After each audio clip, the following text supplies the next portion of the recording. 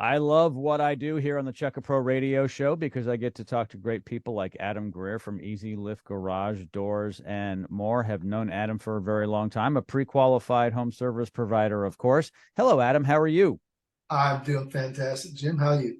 I am living the dream. Thank you so much for asking. We've talked about this before over the years. I can say just about over a decade now because it's been about that long Yep. since we have known each other. There are these myths out there in the garage door industry, and you're a garage door expert. What are the top 5 myths of garage doors? There's lots of we can pick, but let's start with this. A door is a door is a door. Mm. That is a huge myth. There is so many different levels. There's cheap, there's contractor grade, and there's like hyper contractor grade. And it matters. And so people will shop around and they're looking for price only. You get what you pay for. For example, there's a specific door out there, won't name brands, but it is a 26 gauge door. So how gauges work is the bigger the number, the thinner the door. It is almost paper, it seems like. And it doesn't have a lot of supports. It's got one support down the middle of a door. So on a 16-foot door, there's 2 4-foot sections that are unsupported. And when the door opens, you'll watch it bounce. It literally, well, that's going to get you maybe 5-6 years, and it's just going to fold. So the door is a door is a door is a myth.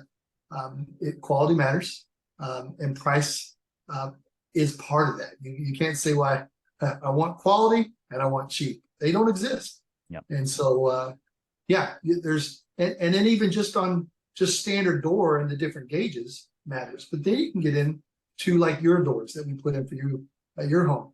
You get into steel back doors, and they're sturdy, solid, heavy doors. So there's so many different things. So my suggestion is always sit with a professional who's got a good reputation.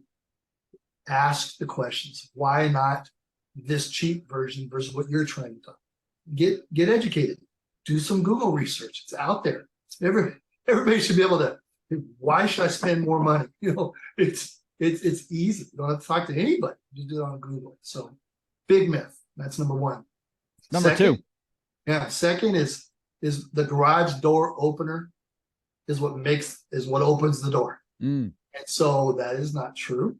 A garage door opener is not designed to do any labor. It's supposed to guide a perfectly well balanced door that's operating smoothly.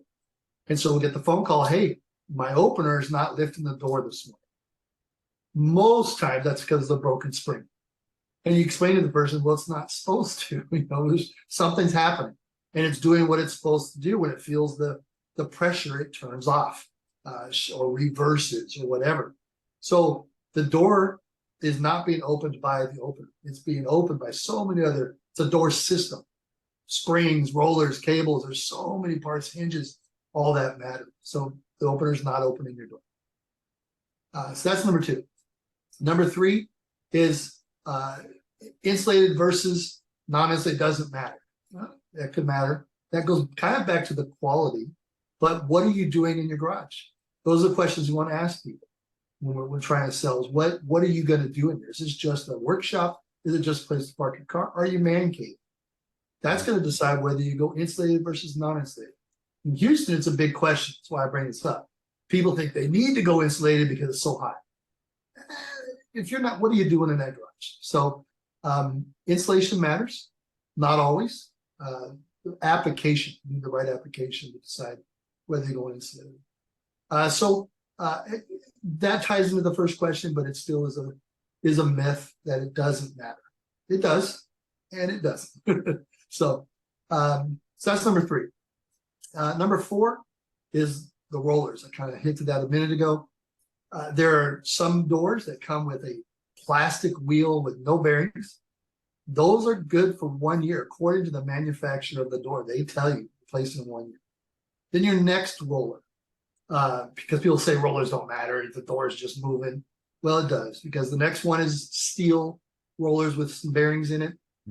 Those are manufacturer suggested to be changed at 4 years.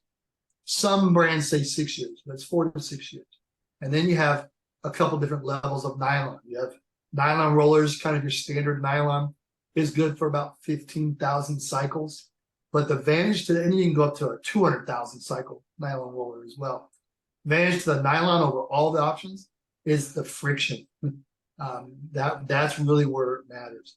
Those plastic rollers, they don't really roll. So when the weight of the door transfers onto the horizontal track, it's on those rollers and they're basically just dragging through the track. Steel rollers, yes, there's bearings, but friction and it's just tearing things up.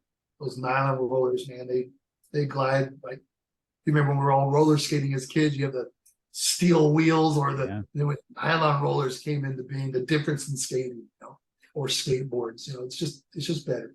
So rollers matter. People say, oh, I don't need to spend money on it yet. Okay, and we'll see you when you have some more problems. Then finally, number 5, right? We're on number 5. Yes, sir. Number 5 is that I can adjust. People get up and start messing with all the adjustments on a garage door opener. So we're back to openers again, but a little bit different thing. That just push buttons, change forces. That'll make that door work. No, don't touch all that stuff. It's all safety issues. People are speaking of safety when it comes to opener, the sensors, oh, they don't matter if at the bottom of the door. I'll see people tape them together right at the motor head. That's all safety equipment. Don't play with it. The word safety matters here. If the door has been cranked up on its close force, nothing is going to stop it. The close force is designed, you only want enough force to operate the door, but you want it to hit something and come back.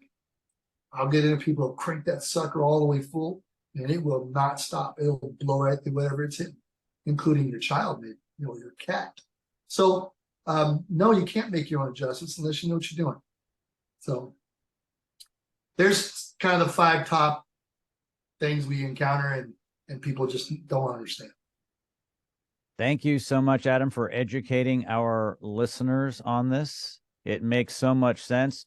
For all your garage door needs in the greater Houston area, my friend Adam Greer from EzLift Garage Doors and More, all of his information is located in the show notes of this podcast. Thanks. Thank you.